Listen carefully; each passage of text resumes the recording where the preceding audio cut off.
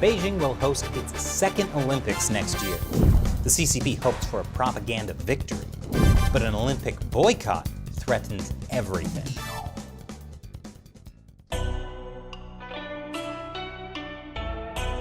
Welcome to China Uncensored. I'm Chris Chappell. The 2022 Beijing Winter Olympics are fast approaching. Back in 2008, the first Beijing Olympics was an enormous propaganda victory for the Chinese Communist Party.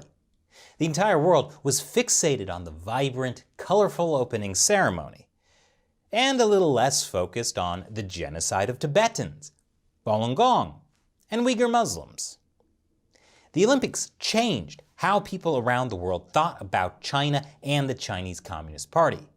It was no longer the country of this, but the country of this. And right now, there's a lot of things the CCP would like people to forget. The coronavirus, economic espionage, and of course, more genocide. Maybe another Olympics will make everyone forget about that stuff. But there's a growing international push to boycott the Beijing Olympics, and it has the CCP terrified. Joining me to talk about what an Olympic boycott could do is Chris Fenton. He's the former president of DMG Entertainment Motion Picture Group, and he worked in Hollywood for 2 decades on some of the biggest blockbuster movies. He's also the author of the new book, Feeding the Dragon, Inside the Trillion-Dollar Dilemma Facing Hollywood, the NBA, and American Business. Thanks for joining us again, Chris. Yeah, thanks for having me. Always honored. So as somebody who worked in Hollywood, you got a sense for what China wants and doesn't want. And you've been arguing that a boycott of the 2022 Beijing Winter Olympics is a serious threat to the Chinese regime. Why is that? Well, it's interesting. I lecture quite often at the National War College for soft power specialists, who's actually an active captain in the U.S. military. His name's Captain Corey Ray.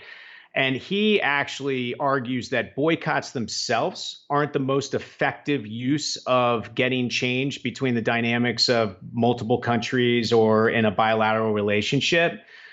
So we actually came up with the idea of using a threat of a boycott to create the leverage that would constructively disrupt the U.S.-China relationship and allow us to push for certain changes that can get done in the next 300 days. And I actually did an op-ed recently where I cited some of his theory and historical perspective on boycotts, but then also talked about the effectiveness of actually saying, hey, look, if you don't give us these handful of things, these check the box type of achievements, then we're not showing up. And there's a lot of reasons why I think that will create the leverage we need to get the change done.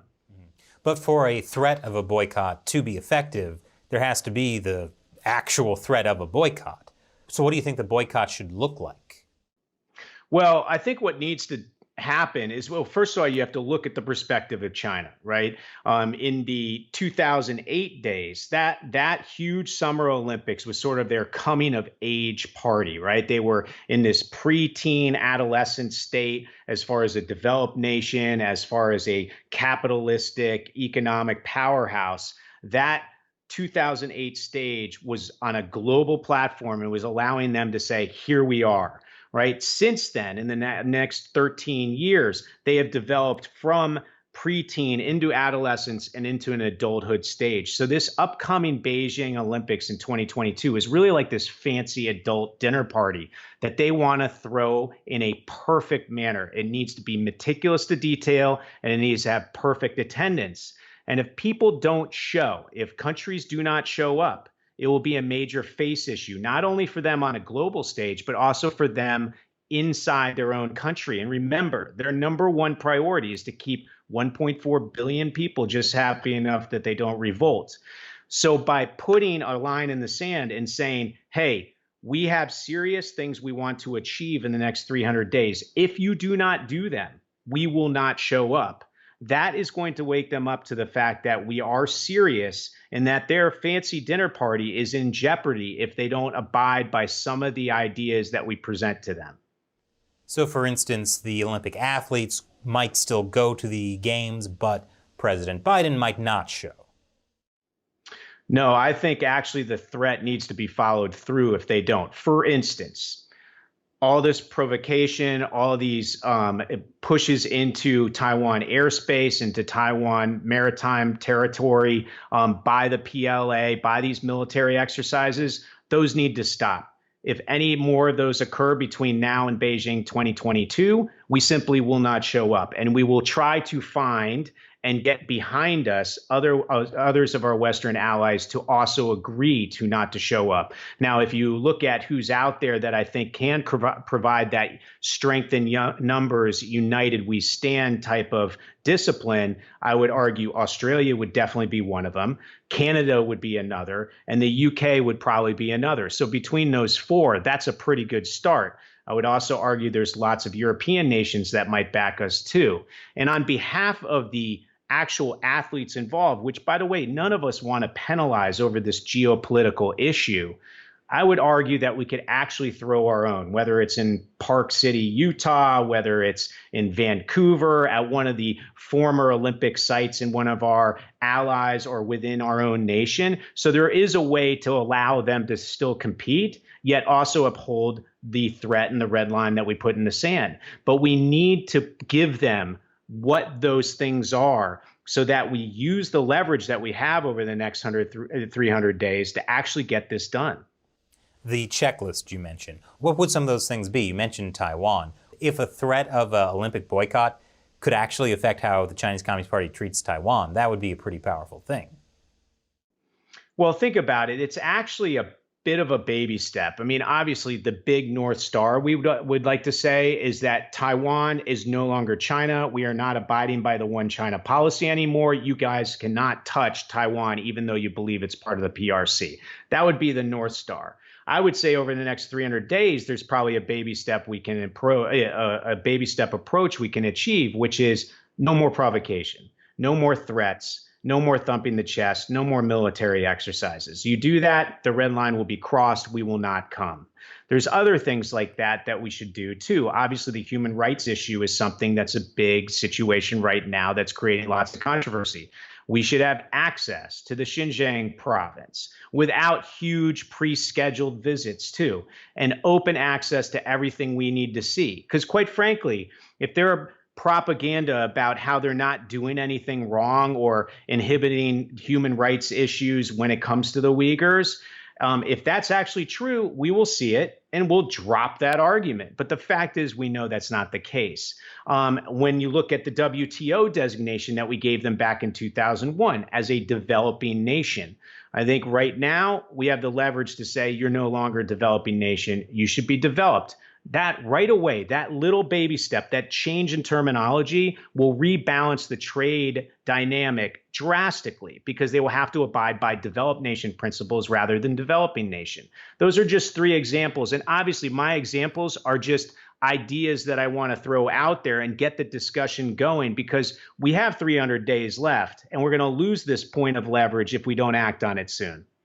So why are the Olympics such an important battle? You know, it's interesting. The Olympics by itself is just a sporting event. I mean, what's the big deal, honestly? But when you think about the way the Chinese Communist Party operates in that 1.4 billion people just have enough that they don't revolt, a lot of that has to do with providing them all of what they need and some of what they want. But it also has to do with giving them the aspirational idea that they can achieve more if they work harder and keep moving in the right direction. And then on top of it, it's about promoting the leadership that works for them, that 1.4 billion people, as something that's respected on a global stage, as well as internally inside of China. So that respect on a global stage is completely symbolic by the people that show up to see what this Olympics is going to be, to see what the Communist Party was able to put together infrastructure-wise and the kind of party and dinner party atmosphere it's going to be overall, and to be impressed with what China has built over such a short amount of time since they've really opened up over the last 40 years. And the eyes of the Chinese populace are going to be watching every one of those moves. So if anything doesn't go exactly according to plan, there's going to be doubt in the eyes of the people that they rule. And that is not good for them if they want to keep everybody content. And you mentioned earlier the idea that if Beijing does cross whatever the red line is, we could hold our own quote-unquote games somewhere else in the world. And this is something that I've always wondered about. Why does the International Olympic Committee, they've just been so willing to turn a blind eye to China's human rights abuses? Well, it's an unfortunate thing that goes back to why lots of companies, lots of industries are turning a blind eye to human rights abuses and all the other things that we have issues with when it comes to China or various other countries around the world. If there's money to be made, capitalism and that reckless form of capitalism tends to trump things that are maybe morally and ethically correct or the values and principles that we hold dearly. When you look at the IOC, they not only are looking to provide the revenues that they're looking for from the given Olympics every 2 years, but on top of it, they need major infrastructure put together over the course of a decade prior to pull those Olympics off well. And quite frankly, one of the only kinds of countries that's willing to put that type of taxpayer money or central planning money towards that cause happens to be centrally planned countries around the world. And that's why we unfortunately see more Olympics carried on in non-democratic countries than in democratic countries. Well, so for the people watching, what can they do to help build momentum for a boycott of the Olympic Games? Well, that's a fantastic question. And if we always look at everything stops at the buck, that's probably one of the best places to do that. Since the Daryl Morey tweet, the GM of the Houston Rockets back in October 2019, when he supported the essentially the protest rights of Hong Kong citizens back in that situation, we became more cognizant as citizens, as journalists, as policymakers, as elected officials to what essentially was this head in the sand action that companies and industries had when it came to obvious human rights abuses that were happening in China. And that was all because investors benefited from keeping that head in the sand, stocks and the stock prices and the share prices benefited, revenues benefited, profits, et cetera. The best way to attack that is to say to those companies, hey, look, we will support you if you support what we think is American, what we think is the value and principle that we want you to abide by. We will buy your product and service. And if they stop buying the products and services of these companies, whether it's here in the United States or in other Western allied markets, those companies will start to feel it. And suddenly, the negative effect of what's happening in markets outside of China will counteract the actual benefits of continuing down this path with China and hoping that the China revenues offset that negative, right? Once that imbalance gets there, suddenly they're going to have to pay attention, and it's moving that direction. So, for instance, if the American people say, we will boycott Coca-Cola, if Coca-Cola doesn't boycott the Beijing Olympics. Yes, that's probably more of a negative way to make it work. Like boycotts in general, to me, feel like a more of a destructive form of resulting in change, but that is one way to go. I think in another aspect, it could be the benefit of actually becoming a brand that's known to uphold the ethics and morals and American values that we think so dearly of, right? And essentially allow those companies to grow as far as the way that brand builds, almost in a Muhammad Ali type of scenario, where he took a stand on something and suddenly he became bigger than the sport he actually was a part of. And he became more valuable because of that. That's the way I see somebody like, for instance, LeBron James could do. If he took a stand and says, I don't want my 50 million out of China because I want to be on a crusade to actually fix the wrongs in the world, he suddenly transforms from just the best in basketball and the best in essentially domestic social issues to one that he is fighting for on a global level. And I would say that would take his $1 billion and make it into $3 billion. That's very optimistic. I hope we can see that kind of change happen. Well, you know what, as we talked about earlier, I look at the China challenge, the challenge that faces us and our Western allies, as one of those common causes that red and blue any type of ideology can get behind, because there's national security interests involved, there's economic security interests involved, there are justice and human rights issues involved, there are freedom of speech issues. Those are things that all Americans and all people a part of the democratic world can agree on. And if that is what drives us to try to fix this challenge, we're going to unite in the process. So China really brings us all together. Well, it hasn't yet, but that's my goal. And that's what gets me to fall asleep at night, even though I'm thinking about all of this all the time. And it's what gets me up in the morning, excited to talk to people like you who are creating the platform to say, hey, look, everybody, this is something that affects you. I know it's a slow moving train wreck, which is the unfortunate part about this challenge. It's not something that happens right away, but it's something we're running out of time on. It's something that I look at the 2025 initiatives that they have there, and I say, you know what, once they get there, it's going to be hard to get past that day of reckoning and actually fix some of these things. Like, we have a ticking clock. And if you talk to a lot of greater China experts like a Matt Pottinger or a Liz Economy or a Bill Bishop, they will say the same thing. We are running out of time and we need to wake up to this issue. Well, thanks so much for joining us today and sharing this information with us. Absolutely a pleasure. Please feel free to follow me on Twitter at The Dragon Feeder. I appreciate people engaging in the book. And thank you again. I'm super humbled to be on the show. I'm a big fan. It's been a pleasure. And thank you for watching. Now you have an idea of what you can do to help make a boycott of the Beijing Olympics possible.